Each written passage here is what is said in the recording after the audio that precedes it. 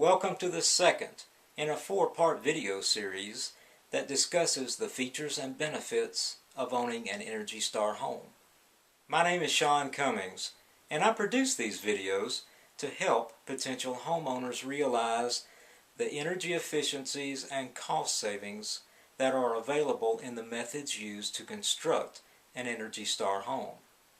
As you watch these videos, you'll see three participants. On the left is Dan Niemi of River Rock Construction. In the middle is Dave Tucker of D&D Custom Homes. And on the right is Jack Cowan of Cowan House. And occasionally you'll hear me from behind the camera.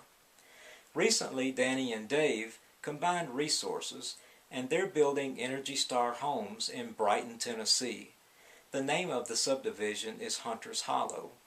These videos were recorded at the model home in that subdivision. You can reach Danny Niemi, River Rock Construction, Dave Tucker, and D&D Custom Homes on Facebook. Jack Cowan is an energy rater. He acts as a third-party verifier for Energy Star, meaning that he goes into the home and verifies all of the Energy Star requirements have been met. You can reach Jack Cowan at www.cowanhouse.com. The second video begins with a discussion of the costs of an Energy Star home. I hope you enjoy the video. To build an Energy Star home does cost more, but the dollars that it takes is not as much. It is not. You save a whole lot more.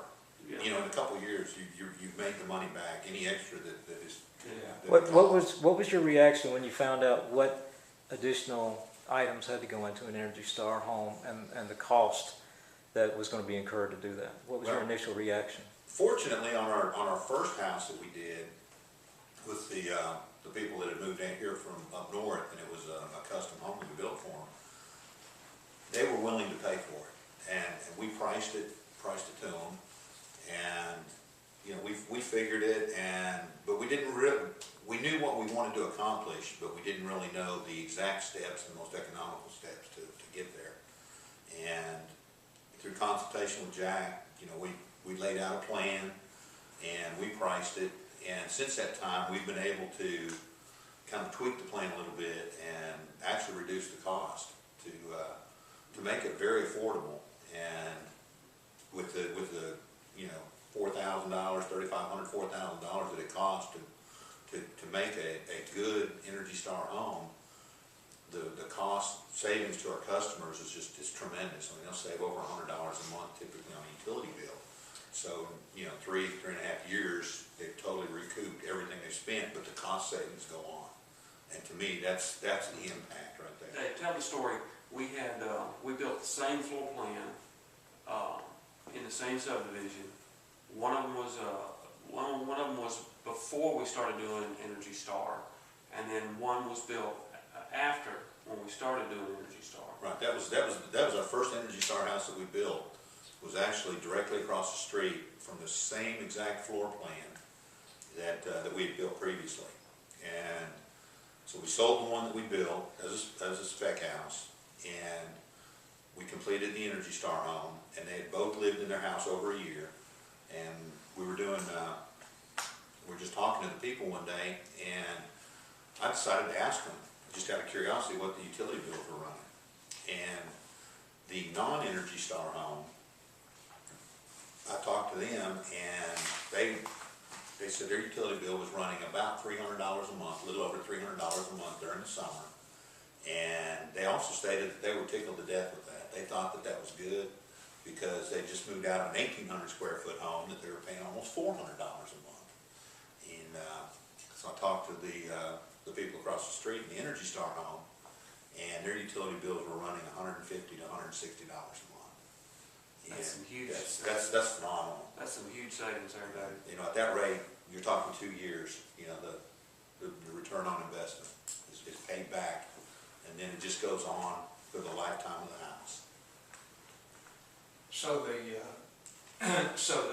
the get-in cost, or just to be able to be Energy Star, you guys are doing it probably, and the numbers you've thrown out, $3,500, $4,000, and you obviously have to pass that on to the customer. But, and I might put a footnote here that your houses, the ones that have been tested, are not just meeting the minimum standard.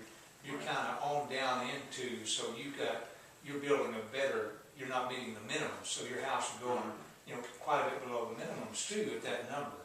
But that number is a number that's not really important because of the return. Because the day that person moves in that home, they start getting a return on their investment. Exactly. And if you took, and we don't have the graphs here to show that today, but if we took, for example, those two houses, and the numbers may not be exact, but let's say it was a $4,000 difference, and you took the two homes, and right away you can see that one is saving $150 a month. Well, how long does it take to recover $4,000? Not long. 2.5 years. And that is forever. Right. And as utility rates go up, you'll see those deltas or the differences between those two become more and more dramatic. Exactly. It's going to continue to rise.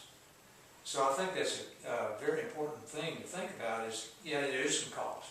But the cost doesn't really mean anything, because total cost of ownership, or operation and operational cost and ownership cost together combined, total cost of ownership, is the real number you need to look at.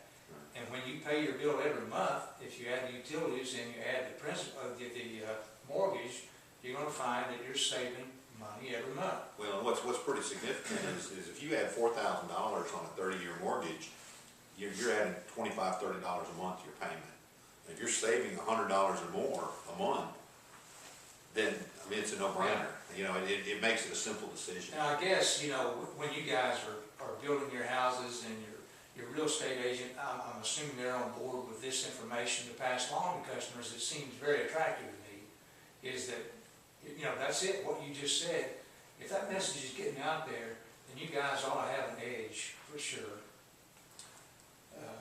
I feel like that's one of the reasons that we've been able to survive. It's November of 2010, and 2 years ago, there's no telling how many builders were out here building homes, and we're still here. So I think that kind of speaks volumes for itself right there.